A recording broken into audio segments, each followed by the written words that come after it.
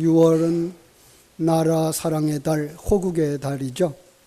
다시 한번 나라 사랑하는 마음을 우리가 다짐하자라는 생각을 하게 되는 그것입니다.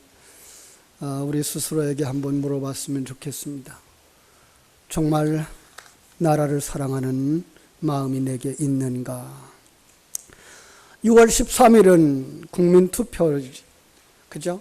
그래서 정치하는 사람들은 나라를 위해서, 지역을 위해서 이런 일을 하겠습니다, 저런 일을 하겠습니다 라고 이제 공약을 내세우지만, 정말로 나라를 위해서 이 한 목숨 바치겠습니다 하는 심정을 가진 사람들이 있는가?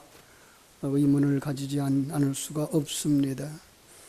우리나라 대한민국, 한민족 문화 대사전에 찾아가 보면 우리나라를 영어로 이렇게 표현합니다. Public of Korea. 이 퍼블릭이라고 하는 단어는 국민의 대표가 통치하는 체제라는 말입니다. 삼면이 바다인 나라, 북쪽은 중국과 러시아로 접경을 이루고 면적은 22만 258km 평방킬로미터, 영국이나 루마니아와 비슷한 나라. 남한만 따지면 그런데 10만 평방킬로미터가 되지를 않아요. 99,720 평방킬로미터. 헝가리나 포르투갈보다 조금 작은 나라. 전 국토의 70%가 산악지대로, 서쪽은 완만하고 동쪽은 급격한 경사를 이루고 있는 나라. 그럼에도 불구하고 사계절이 뚜렷한 나라, 인종적으로는 몽골계에 속하며 단일 민족으로 존속해온 나라, 우리나라입니다. 1910년 일제에 의해서 역사상 처음으로 국권을 상실하고 식민지 지배하에 놓이게 되었었습니다. 그 속에서 많은 독립투사들이 독립투쟁운동을 벌여왔으나 결국은 일본이 제2차 세계대전에서 패망함으로 말미암아서만 결국 광복을 맞이하게 될 수 있었습니다.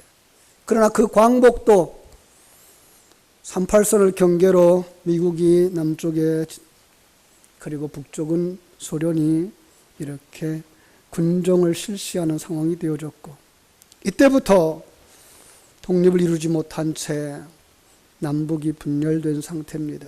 그러나 독립을 이루고자 하는 한국 민족의 열망이 국제연합에 반영되어졌을 때 1947년 제2차 유엔 총회에서 한국감시위원단 아래, 유엔 한국감시위원단의 지도 아래서 남북한 동시 총선거를 하기로 했지만 북한의 극한 반대에 의해서 1948년 5월 10일 남한만의 총선거가 실시되었고, 그해 5월 13일 제헌국회가 세워집니다.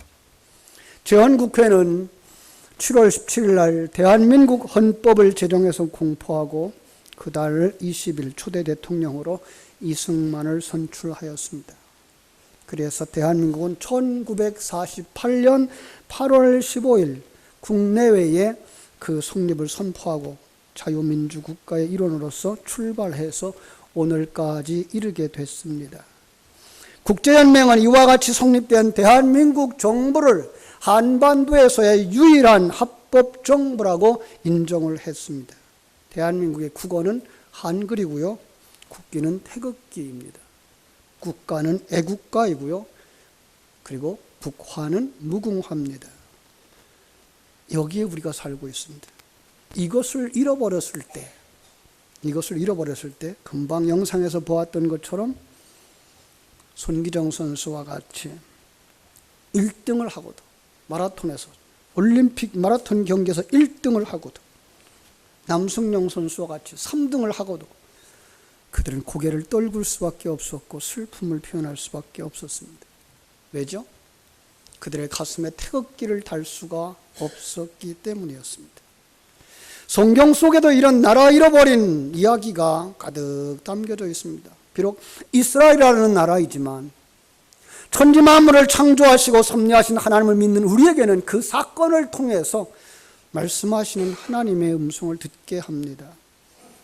개인의 성공, 출세도 나라가 있고 나서 가능한 겁니다. 가정과 가문의 번영도 나라가 있을 때에 가능한 것입니다. 기업의 부흥과 발전 역시 나라가 있고 나섭니다. 나라가 없다면 모든 것이 바람 앞에 등불과 같이 위태한 것입니다. 그래서 하나님은 이 시간과 공간 세계 속에 아주 귀중한 세 가지 제도를 정해 주셨습니다. 첫째가 가정입니다. 둘째가 교회입니다. 셋째가 나라입니다.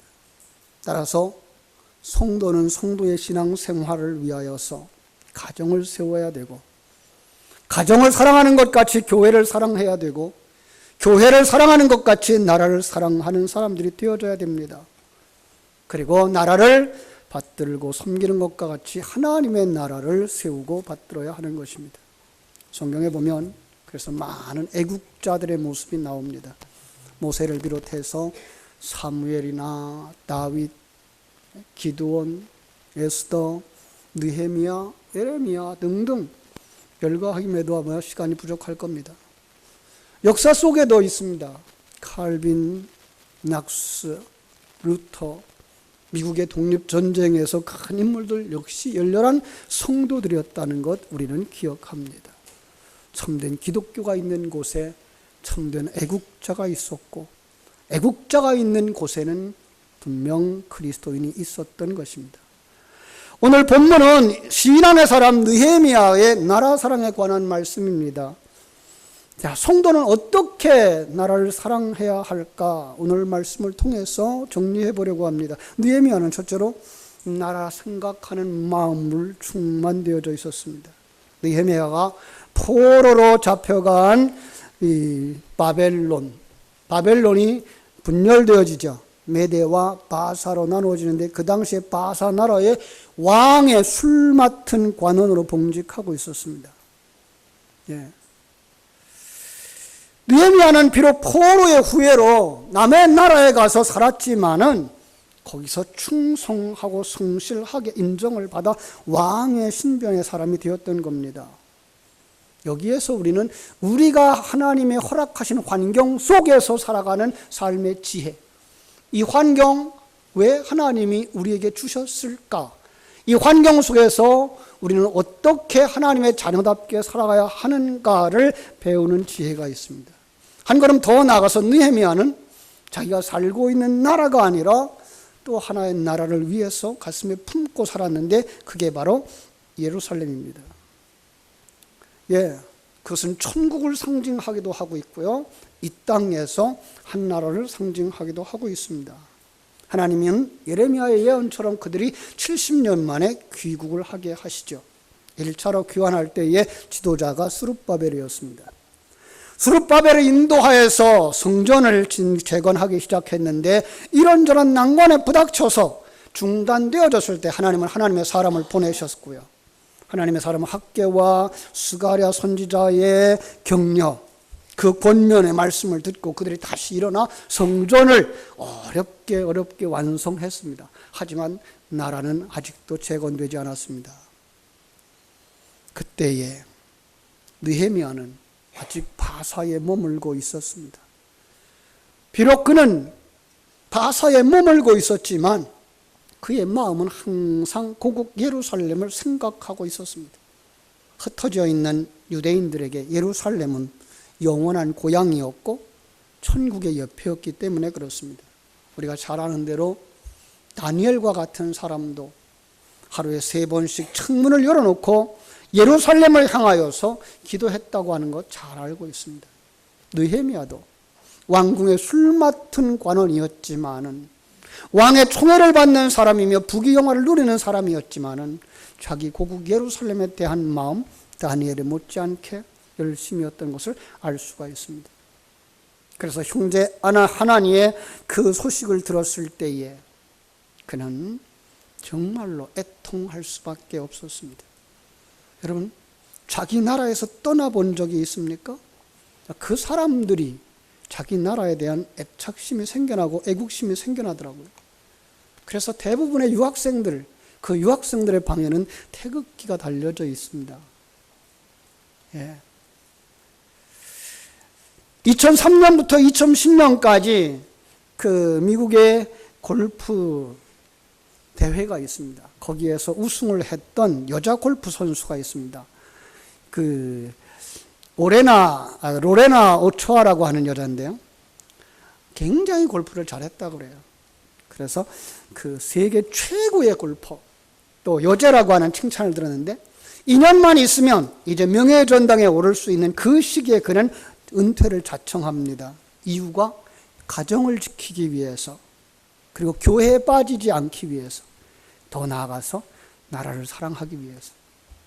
이 오초아는 우승을 하고 기자와 인터뷰할 때마다 빼놓지 않고 한 말이 있었습니다. 나는 멕시코 사람인 것을 자랑스럽게 생각한다는 겁니다. 나는 오늘 모든 승리의 영광을 우리 멕시코 국민에게 돌린다는 것이었습니다. 여러분, 나라를 사랑하는 마음 여러 가지로 표현할 수 있습니다. 생명을 바쳐서 희생할 수도 있습니다. 나라를 위해서 큰 공헌을 할 수도 있습니다. 이 골프 선수처럼 그가 뱉어내는 한마디의 말 속에도 애국을 사랑하는 애정을 표현할 수가 있습니다.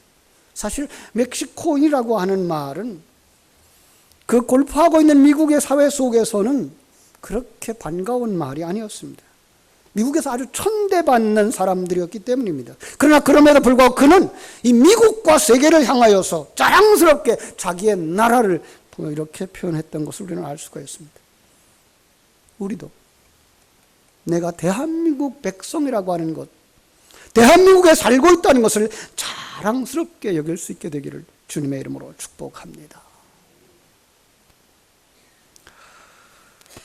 우리는 역사 속에서 훌륭한 애국자들을 가지고 있습니다. 그리고 그분들의 수고와 그분들의 피로 말미암아서 오늘 이 땅에 자유가 주어졌고 나라가 세워진 줄로 압니다. 느헤미야는 나라를 위해서 하나님의 사람으로서의 눈물을 흘리고 헌신을 했습니다. 자기 형제 하나님과 함께 온 자들에 의해서 그동안 궁금했던 점을 듣고 나서 그는 한없이 눈물을 흘립니다. 그들의 대답이 3절 하반절에 기록되어져 있는데요. 큰 환난을 당했고 능력을 받으며 예루살렘 성은 허물어지고 성문은 불탔다는 겁니다. 느헤미야는 이 소식을 듣고 큰 충격을 받아서 주저앉아서 울며 수일 동안을 슬퍼했다라고 기록하고 있습니다. 민족의 비참한 모습을 생각하고 느헤미야는 그 자리에서 일어날 수가 없었습니다. 그는 민족이 당한 아픔과 고통을 마치 자기나 자기 가족이 당한 아픔처럼 슬퍼했던 겁니다. 민족을 가족처럼 사랑하고 있다는 증거라고 말할 것입니다. 그렇습니다. 성도들은 나라와 민족의 아픔을, 슬픔을 자기와 일치시키고 그 아픔을 가족이 당하는 아픔처럼 여기는 사람들인 줄로 믿습니다. 오늘날 자신의 삶을 돌아다 보면서 참 원망의 소리들을 많이 합니다. 나라 말이 꼴이 아니라고, 나라에 대한 걱정을 한다고 하면서 하는 원망들이 무엇입니까? 대통령을 욕하는 것, 정치가들을, 지도자들을 욕하는 것, 우리 현실을 원망하는 소리. 여러분, 성도들까지 거기에 끼어 있으면 안 됩니다. 성도들이 그 상황에 처해 있다면 그는 하나님의 안목을 가지지 못한 사람은 아닐지 다시 한번 자기를 점검해 보아야 할 것입니다. 그리스도로서 나라를 위해서 평생 헌신했던 김구 선생님은 이런 말을 했습니다. 할 일을 찾는 백성은 흥할 것이고 원망할 것을 찾는 백성은 망할 것이다 라고. 뭐라고 했다고요? 할 일을 찾는 사람은 흥할 것이고 원망할 것을 찾는 사람은 망할 것이라. 정말로 우리가 하나님을 사랑하고 하나님이 주신 이 환경을 사랑하고 나라를 사랑한다 그러면 묵묵히 나라를 위해서 기도하는 하나님의 사람들이 되어지기를 주님의 이름으로 축원합니다. 여러분, 6.1 전쟁이라는 이야기를 알죠? 이스라엘과 이집트, 시리아, 요르단의 연합군인과의 싸움. 백성들의 숫자로 따지면 비교가 안 됩니다. 다윗과 골리앗은 말도 안 됩니다. 이스라엘 백성들은 300만 밖에 안 됐고 이집트나 시리아, 요르단 백성들을 합치면 1억이 넘었습니다. 그런데 놀랍게도 6일 만에 이스라엘이 승리했습니다. 이 6.1 전쟁의 일화는 많습니다. 그 중에 하나, 미국의 스탠포드 대학의 총장이 유대인 학생들과 아랍인 학생들을 모아놓고 당부를 합니다. 자네들 나라에 전쟁이 일어났는데 자네들은 동요하지 말고 이젠 얼마 남지 아니한 학기 말 시험 잘 준비해서 최선을 다해서 공부하기 바란다 그랬습니다. 그런데 얼마 지나지 않아서 유대인 학생들이 보이지 아니합니다. 아랍인 학생들이 보이지 아니합니다. 우리 잘 알죠? 유대인 학생들은 뭐라 그랬어요? 지금 우리 고국에 전쟁이 났는데 우리가 편안하게 공부만 할 수 있느냐? 나라를 위해서 총을 들고 싸우기 위해 짐을 싸들고 고국으로 돌아간 겁니다. 그런데 아랍인 학생들은 본국의 차출 명령을 받을까 봐 무서워서 다 은신해 버린 겁니다. 어떤 결과가 나올지는 우리 너무나 잘 아는 이야기입니다. 이 나라도 그러한 어려움들을 많이 겪은 나라죠. 낙후된 나라. 아시아에서도 그죠? 가장 무사하는 나라로 낙인 찍혔던 1960년대 6.25 전쟁 이후에 전쟁으로 말미암아서 저 북한 땅에서부터 남한 땅까지 전부가 다 폐허가 되어진 상태. 그 당시 자원이라고는 사람밖에 없었대요. 1963년 12월에 그래서 수출 1호가 사람입니다. 수출품 1호가 사람입니다. 광부들을 소독으로, 간호사들을 소독으로 보냈습니다. 얼마 후 대통령이 소독을 방문했을 때 그 방문할 때 비행기도 없어서 소독에서 빌려 타고 갔습니다. 그 젊은이들, 고생하는 젊은이들을 만나게 되는데 대통령은 젊은이들을 만나서 눈물을 흘리며 얘기했다 그럽니다. 지금 나는 참으로 부끄럽다. 대한민국 대통령으로서 무엇을 했나 가슴에 손을 얹고 생각해 보았다. 우리나라가 가난하지만 않았다면 여러분이 타국에 와서까지 이렇게 고생하지 않았을 것인데 정말 부끄럽다. 여러분은 얼마나 고향이 그립고 가족이 보고 싶은가. 나에게 조금만 시간을 달라. 여러분의 후손만은 타국에 팔려가지 않게 하겠다라고 했답니다. 대통령도 울었고 광부들도 울었고 간호사들도 울었습니다. 독일에 간 이유 중에 하나가 차관을 빌리고 싶었던 겁니다. 그런데 차관을 빌려줄 때 보증 서줄 만한 기관도 보증 서줄 만한 나라고 없는 형편. 그래서 차관이 부결되게 됐을 그때에 이 소식을 들은 광부들과 간호사들이 우리나라가 못 갚으면 우리가 이 나라에서 평생 동안 일해서 갚겠다고 보증을 서서 감동받은 그 정부가 돈을 빌려줬다 그럽니다. 나라가 어려울 때 외국 간 근로자들이 남의 나라에 평생 머슴살이 할 각오로 나서서 여러분 이 나라를 세웠습니다. 이러한 나라 사랑에 대한 눈물과 협력이 오늘 대한민국을 이뤘다는 사실을 우리는 기억했으면 좋겠습니다. 나라 사랑은 어떤 큰 정치가나 우국지사들만 하는 것은 아닙니다. 아침마다 쓰레기를 치우고 새벽 거리를 청소하는 환경미화원들,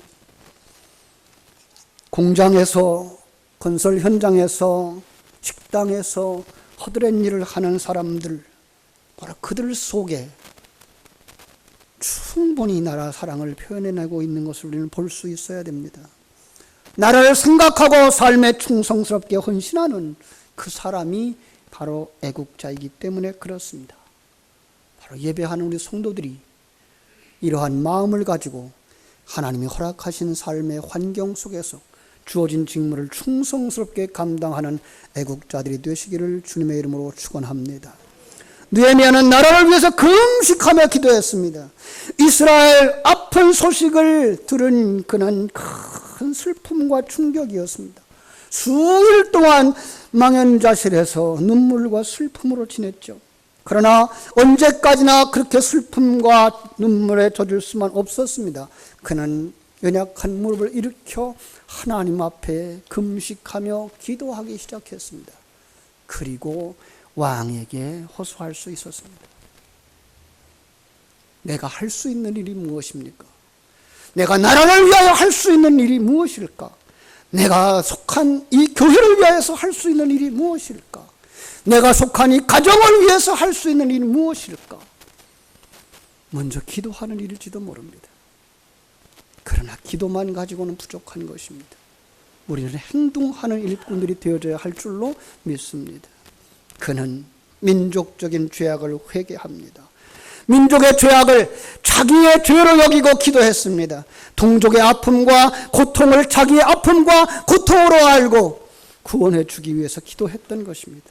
그리고 왕 앞에 섰을 때에 왕 앞에 그 형편을 이야기했고 내가 돌아가서 그 나라를 돕겠습니다라고 자원했던 것을 볼 수가 있습니다. 그렇습니다.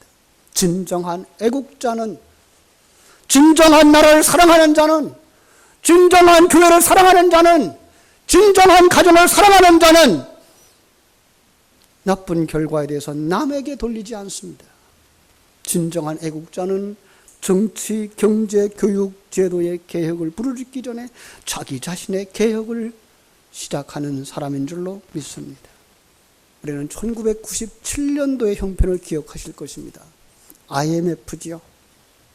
1997년 1월달 한복그룹이 부도가 일어납니다. 이것을 시작으로 해서 산미그룹이 부도가 원하고 쌍방울이 부도가 되고 혜택그룹이, 대기업들이 부도가 납니다. 이 부도로 말미암아 한국에 큰 타격을 입습니다. 이 대기업의 부도로 인해서 부채를 안은 은행들이 무너지기 시작합니다. 급기야 국가 부도 위기를 맞이하게 되는데 이때 우리가 했던 운동 기억하십니까? 어떤 일 했어요? 예, 얼른 쉽게 생각나는 게 금모으기죠, 그죠?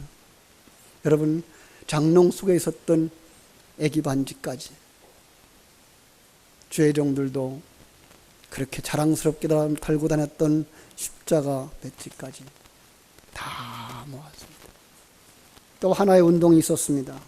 그것은 아나바다의 운동이었습니다. 아껴 쓰고 나눠 쓰고 바꿔 쓰고 다시 쓰자는 운동이었습니다. 그 일로 말미암아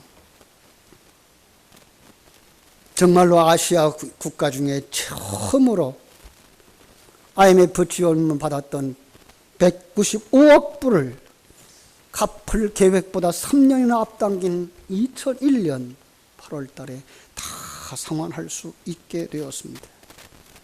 2002년 그동안 그 부도 위액에서 40억 불 이하로 떨어졌던 외환 보유액이 1,183억 불로 세계 4대 외환 보유국으로 부상되었습니다. 그래서 가장 빨리 투자적 등급이 회복되어져서 2002년 세계신용평가기관으로부터 국가신용평가 A급 등급을 받았던 것을 기억합니다. 여러분, 그들이 바로 여러분들입니다. 지금 나라가 어지러운 시대를 맞이하고 있습니다. 한편에서는 남북이 통일될 소망이 있다 그러고 한쪽에서는 그것은 거짓말이라고 하고 있는 이때입니다. 기도할 때입니다. 이때 여러분들이 여러분들의 신성한 표를 행사할 때입니다. 그리고 하나님 앞에 부르짖어 기도하며 자신의 삶의 현장 속에서 충성을 다함으로 말미암아 하나님이 사랑하는 나라 대한민국 태극기를 높이 세우는 나라로 세워지게 되기를 주님의 이름으로 축원합니다. 기도하겠습니다. 하나님 우리 아버지,